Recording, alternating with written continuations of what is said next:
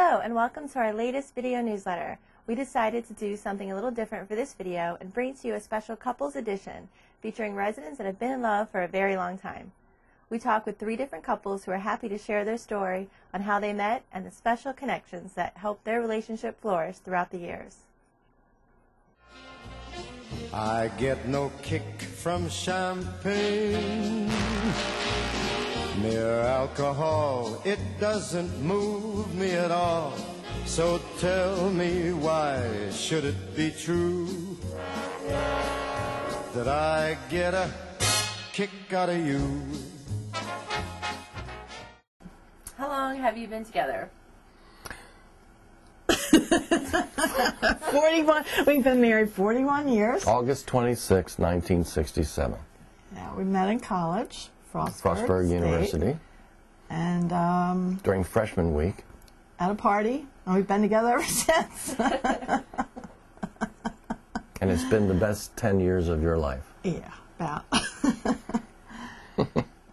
Actually, we met on a ball field. Date. It was a blind date. Yeah, I know. But it started out on the ball field. I played baseball with a good friend of mine, a neighbor, for the Queens Alliance League, semi-pro, and I had broken up with a girl, and my friend Bill says, "This is no good, Dave. We got to get you hooked up with somebody else." Well, okay? our friends kind of introduced us, and we went out on a date, and it was, I guess you would say, love at first sight, because 6 months later we got married. It didn't really last very long. What didn't last long? 51 years is not long enough? My goodness. Going out together. No, whatever. Well, we've actually been together twice, but this time we've been together 19 years. The first time we met was in 2nd grade at Calvert School in Baltimore, Maryland, and we were in the same class. We dated a little while, briefly during our teens, and then got married to other people. And then many years later, 1990, when we were no longer married to other people, we met again. Right. Oh, I guess the way we met, right? At a watermelon party. She was in the girls' trailer, and I was in the boys' trailers off campus. That's the way it was in those days. We had a watermelon party in the mountain with a bonfire.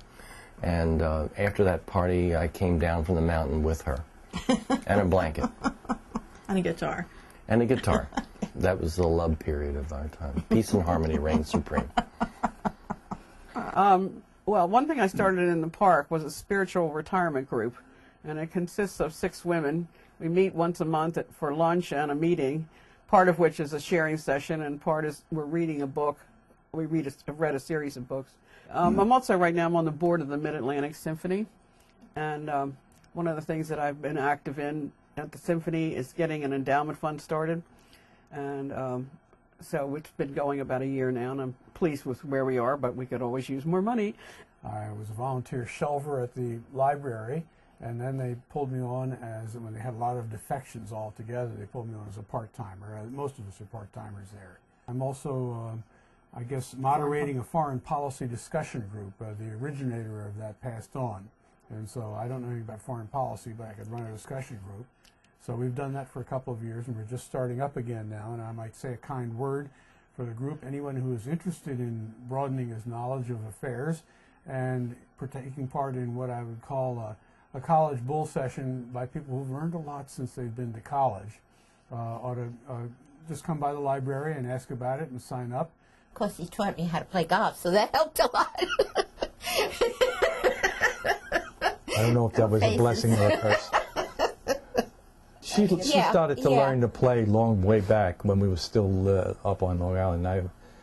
I was a member of the Moose. I still am a member of the Moose Lodge, and they had a nice setup and at one time I was running the show for them.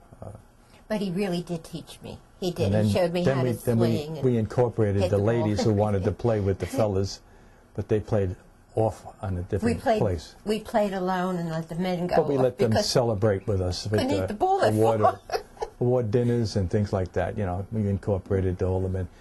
Because, you know, it's not fair for the girls to have to stay home on a Saturday and the old man's going out to play golf.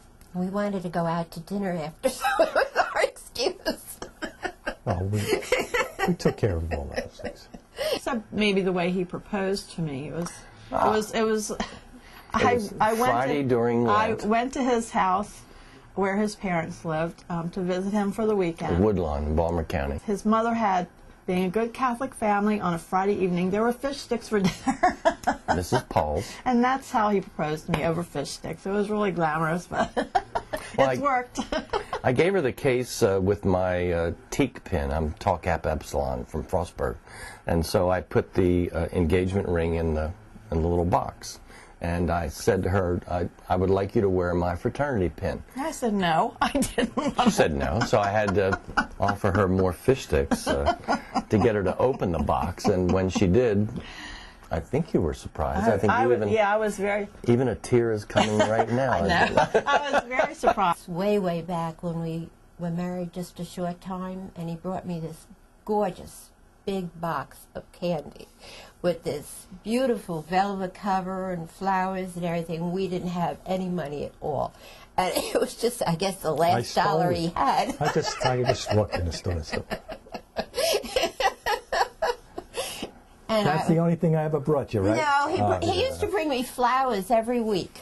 Yeah. On his way to work. He used on the way home from work. On the way home from work, sorry. When you came home, you used to stop by and pick up a bunch of flowers and bring me flowers. Wanted to make sure I got fed that weekend. This fall we went to Spain, to northern Spain, and we got to see the Frank Gehry's fabulous museum at Bilbao. And also we took a tour of the Basque Country, and so that was really fun and informative. Well, one thing we do tend to do, which I'd recommend everybody else, is we just take off kind of randomly, which we've done in pretty much every direction by now, the week after Labor Day. This is Bike week when the bikers are here. But one time we just took off and took the road next to the coast, all the way up through Delaware and Cape May and all along the coast of New Jersey until we got to the very tip, hopped over on the ferry to New York for lunch, and then came back again. And the whole thing took about a week. It's worked. Something's worked. Good sense of humor. That's our advice. A good sense of humor. And quality time, not quantity time. Right. I spend as much time. This is the second week of my retirement. And the trick to a good marriage is is he gonna get spend a lot of time away from your partner as much as you can. And the time that you do spend with them, it's quality time. Yep. That's our advice. Okay. Kiss each other. There you go.